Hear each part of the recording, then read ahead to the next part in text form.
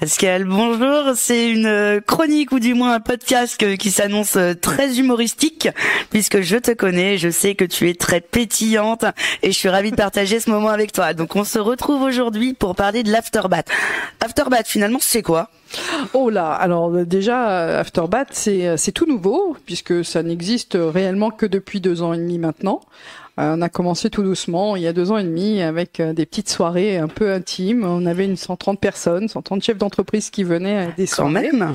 Et oui, et ces entreprises ont la particularité d'être toutes situées dans le BTP. Voilà. Okay. C'était une première de réunir ce secteur sur ce type de soirée. Ça a pris de l'ampleur.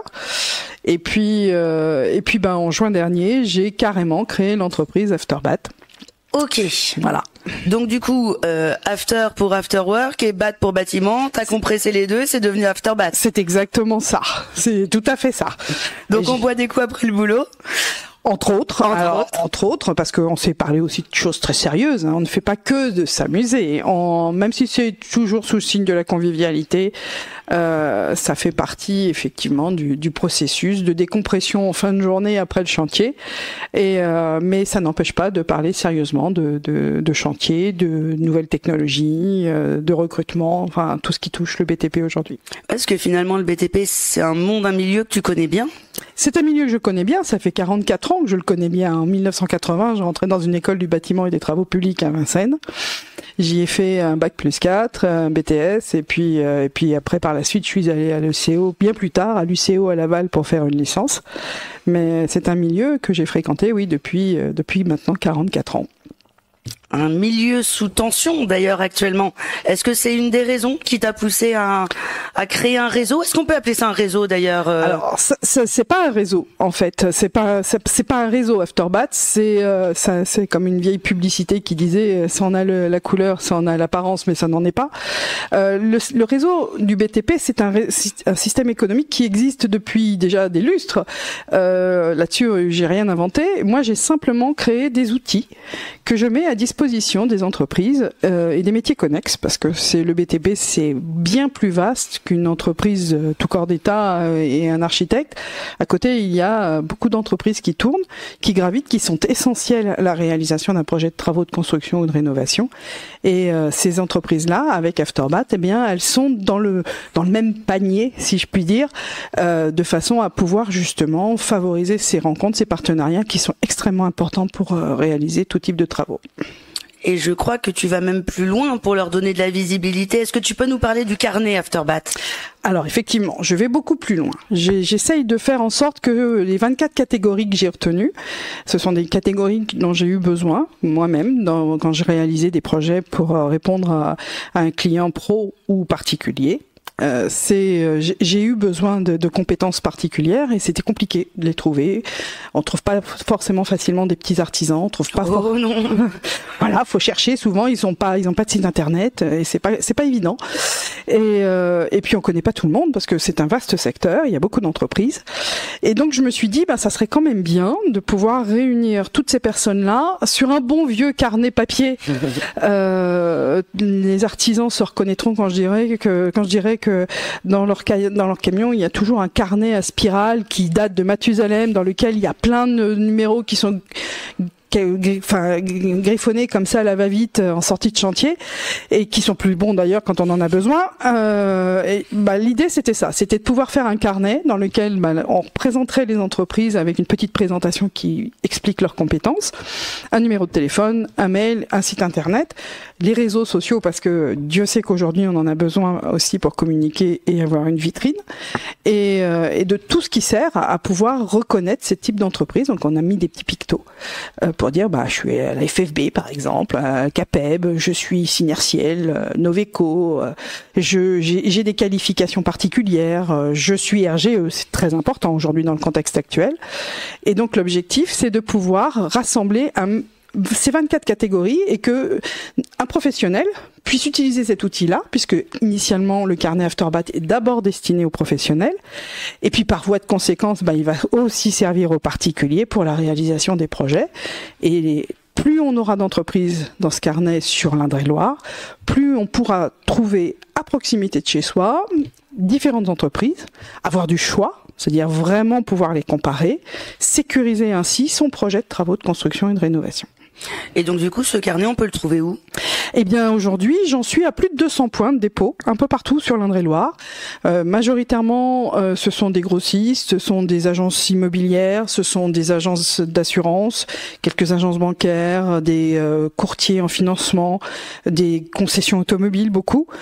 Et c'est distribué vraiment, j'essaye d'aller vraiment à tous les coins de l'Indre-et-Loire pour pouvoir le distribuer et faire en sorte que vous puissiez le trouver n'importe où, en fait, pour pouvoir répondre. Ok, et donc du coup, pour être dans ce carnet, puisqu'on a compris qu'il y avait 24 catégories en fonction du métier, oui. Mais est-ce qu'il y a d'autres critères ? Est-ce que un entrepreneur, typiquement un petit entrepreneur, quelqu'un qui se lance, il peut vous contacter ? Absolument, c'est même, je dirais que la première personne à qui j'ai pensé, c'est à celui qui crée son entreprise aujourd'hui. Parce que c'est compliqué d'être visible. Je le disais tout à l'heure, les artisans, on les voit pas beaucoup. Et faire une communication qui soit efficace, c'est aussi compliqué. Donc, déjà, et d'une, le prix de l'adhésion. C'est là où j'allais en venir, parce que souvent un entrepreneur il a pas beaucoup de moyens pour se lancer et encore moins pour mener des actions de communication. Bon alors c'est combien cette adhésion ? Est-ce qu'on peut le dire ? L'adhésion, oui, je le clame haut et fort, elle est à 100 € hors taxe. Waouh ! Par an. Par an ? Pour 4 publications annuelles dans le carnet et la publication sur le site internet Afterbat. Donc l'objectif c'est de favoriser vraiment, de faciliter l'accès à tout le monde. Et tout le monde a le droit au même type d'encart, la même présentation qu'on soit une toute petite entreprise qui vient de se créer qu'une grosse entreprise. Ok, et donc du coup, une fois que on a adhéré à ce carnet, qu'est-ce qui se passe d'autre ? Parce qu'on a parlé Afterbat, donc ça veut dire des soirées. Est-ce qu'on peut venir aux soirées ? Alors bien évidemment, c'est même si on ne figure pas dans le carnet, même l'objectif, c'est, je vous l'ai dit tout à l'heure, c'était de créer des outils. Ces outils, ils sont accessibles à tout professionnel du BTP sur ces 24 catégories de façon libre. C'est-à-dire que n'importe qui peut venir aux soirées Afterbat. Il va sur le www.afterbat.fr. Il y a un agenda. Il y a tous les événements Afterbat, c'est-à-dire des déjeuners. Il y a des petits déjeuners qui permettent à des entreprises de présenter leur activité ou répondre à certaines questions. On va avoir un petit déjeuner prochainement chez Renault, par exemple, avec Serre France, où on va parler fiscalité des véhicules. C'est quand même le premier outil de l'artisan. Absolument. Donc c'est important. On va avoir donc des déjeuners où on va pouvoir là un petit peu discuter plus légèrement. C'est une pause conviviale à midi. On est entre 10 et 20 en général et on échange librement sur tout un tas de sujets. On plaisante beaucoup, souvent on rigole. Mais ça permet ainsi de créer des partenariats un petit peu plus forts, de mieux comprendre une activité ou de mieux connaître les valeurs, parce qu'on est aussi dans de l'humain, donc on a besoin de connaître les valeurs des uns et des autres. C'est important. Donc c'est se rencontrer, c'est partager des moments ensemble sur des formats d'événements qui sont finalement différents. Oui, absolument. Et puis il y a aussi les soirées, je continue, il y en a 4 par an. Des soirées sur lesquelles on va avoir pour 3 d'entre elles au moins un thème avec des petits stands qui vont se passer avec un nombre d'invités qui va osciller entre 170 et 250 en fonction de la capacité d'accueil de notre hôte. Et puis on a lancé là au 1er janvier 2024 les Afterbat Cités. L'objectif là, c'est d'aller au devant des entreprises sur des petits pays, le Lochois, le Chinonais, le Castelrenaudet et le Bourgueillois, de façon à pouvoir aussi permettre à ces artisans-là d'avoir une solution pour se rencontrer, se retrouver, nouer des partenariats, faire connaissance avec de nouveaux maîtres d'œuvre, avec de nouveaux architectes, avec de nouvelles entreprises, avec de nouveaux avocats de la construction ou des intérims ou des formations, enfin n'importe qui sur ces 24 catégories et faire en sorte que on se sente moins seul aussi, parce que ça c'est extrêmement important de pouvoir retrouver des partenaires potentiels. Et puis conjuguer les compétences, ça permet aussi après d'aller chercher d'autres chantiers. Donc c'est de l'info au départ et puis après du potentiel de business aussi. Donc ouais, effectivement c'est très complet comme réseau qui n'en est pas un. Alors c'est les outils, comme toute bonne boîte à outils, il faut plusieurs outils pour réussir faire ces travaux, et ben voilà, Afterbat a mis en place un certain nombre d'outils qui ont chacun leur fonction et que un artisan est libre d'utiliser comme il l'entend et autant de fois qu'il l'entend, de façon à ce que ça puisse lui permettre de réussir. Très bien. Et donc quand on te suit sur les réseaux, on parle souvent du club GRA. Qu'est-ce que c'est? Alors le club GRA, c'est les gommettes roses Afterbat. Quand on vient aux soirées Afterbat, on a 7 catégories de couleurs qui permettent de repérer facilement à qui on a affaire. Si c'est un architecte, il va avoir une petite gommette bleue. Si c'est un décorateur d'intérieur, il va avoir une gommette orange. Si c'est un constructeur, ça sera du jaune. Marron pour du fabricant, vert pour les entreprises de tout corps d'État, et rouge quand on est un partenaire technique comme un grossiste ou un bureau d'études. Et le rose, eh bien le rose, c'est réservé aux partenaires, je dirais, nécessaires à l'entreprise, mais qui n'interviennent pas directement dans la réalisation d'un projet de construction ou de rénovation. Ce sont des banquiers, ce sont des acteurs de la communication, l'assurance patrimoniale, tout ce qui va tourner en fait autour du fonctionnement. Tout ce qui est adjacent, ouais, finalement. Voilà. Et eux ont une gommette rose. Voilà, d'où le club des gommettes roses Afterbat. C'est un club fermé, c'est-à-dire qu'il y a un nombre de places limité. Il faudra attendre que certains sortent pour pouvoir y rentrer quand il sera plein. Pour l'instant, ce n'est pas encore le cas, mais je pense pas que ça va tarder. Et ça permet de cette manière-là de pouvoir apprendre à bien connaître les différentes entreprises, d'autant plus qu'il y a un renouvellement naturel dans les soirées Afterbat. Comme c'est libre d'accès pour tout acteur du secteur BTP, on a un renouvellement très très fort sur chaque soirée, et donc on fait connaissance avec des nouvelles têtes régulièrement. Donc pour le club GRA, c'est un très gros atout finalement, parce que là ils ont effectivement une mine d'entreprises à pouvoir prospecter entre guillemets. Donc en fait finalement c'est très libre comme mode de fonctionnement. On peut venir simplement aux soirées, on peut juste adhérer au carnet. En fait on fait un petit peu ce qu'on veut. Alors pour le club GRA, non, il y a une adhésion à payer, puisque c'est un club fermé. Donc il y a une adhésion qui est à 550 € hors taxe pour l'année, mais c'est quand même réglementé. On ne fait pas tout. L'idée c'est pas non plus d'envahir. Ce que je souhaite avoir dans Afterbat, c'est vraiment un certain nombre d'entreprises du BTP qui soient bien représentées.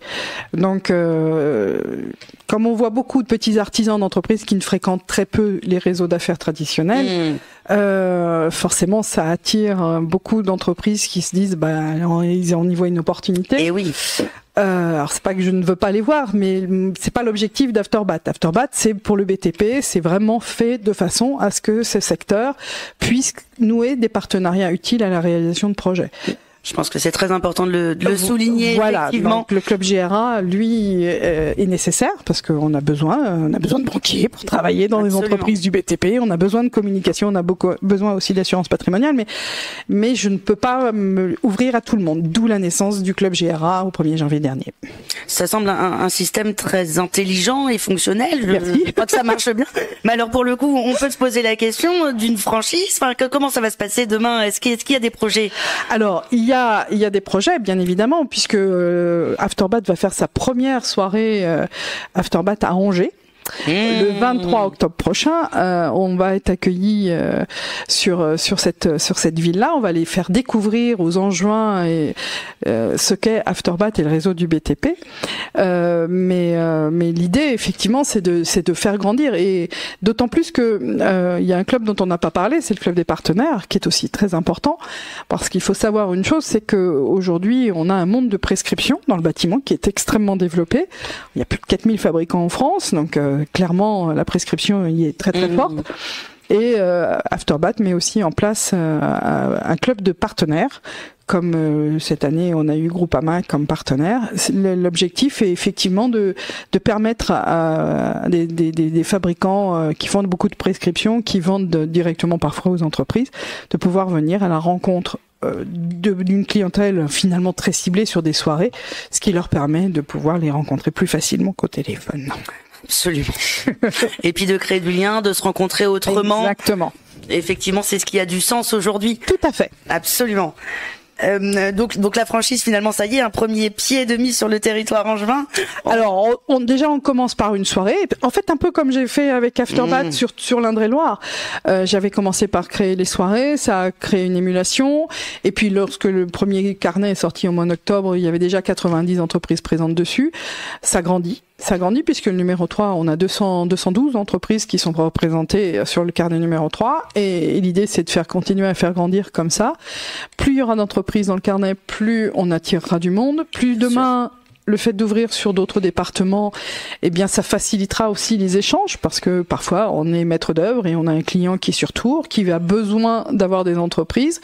Alors, encore mieux, s'il a besoin d'entreprises sur Loches, bah, il aura aussi du choix sur Loches, il aura du choix sur Tours et ça lui permettra, s'il veut les rencontrer facilement, de venir à un Afterbat, il les rencontrera en direct. Il y a des échanges qui peuvent se faire avec une certaine facilité, du sérieux, puisque, comme je l'ai dit tout à l'heure, dans le carnet, on sait si ça appartient, s'il y a des qualifications, si ça répond aux besoins que l'on a. On a une présentation des compétences. Donc, pour un acteur qui vient d'autres départements, les échanges seront ainsi facilités.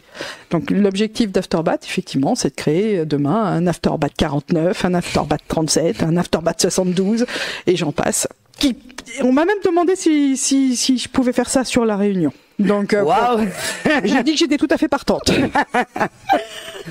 Donc finalement, le réseau Afterbat, enfin en tout cas Afterbat, si on dit un réseau qui n'en est pas un, mais c'est surtout des entreprises et des événements très sérieux, avec des gens sérieux et pour le coup sans trop se prendre au sérieux, avec beaucoup de légèreté et de convivialité. Est-ce que c'est bien résumé? Ah, c'est très très bien résumé. L'idée, c'est effectivement la convivialité est un des maîtres mots d'Afterbat. On a besoin de se retrouver dans cette formule-là. Il faut savoir un petit peu lâcher prise de temps en temps. Les chantiers sont déjà suffisamment sous pression. Les métiers sont sous pression. Oui. Donc, pouvoir venir rencontrer de nouvelles personnes avec une notion de bien-être et de convivialité, c'est toujours extrêmement appréciable. Et puis on va pas se cacher, dans le bâtiment, la notion de convivialité, ça fait partie de l'ADN. Ça fait partie de l'ADN du bâtiment. Et donc du coup, le prochain événement, on te retrouve où, quand? Alors les prochains événements, il y a un petit déjeuner le 5 avril prochain où on va effectivement parler fiscalité des véhicules. Il va y avoir un autre petit déjeuner le 19 avril. Qui aura lieu où? Qui aura lieu au CFA. Parce qu'on va parler de formation. Le CFA BTP, la Fort Proba de Saint-Pierre-des-Corps, où on va parler formation. Très bien. Il y a des déjeuners aussi. Il y en aura un exceptionnel le 7 mai sur la foire de Tours. Ça fait partie des incontournables. On ne peut pas passer à côté de ça. Et puis les prochains gros événements, donc on aura un Afterbat Cité à Chinon. Le 29 mai chez Renault encore. Et on en aura un très gros là. On va aller visiter puisqu'on va être accueillis par l'entreprise EnoTP et Covali qui vont nous faire le plaisir de nous faire visiter leur site.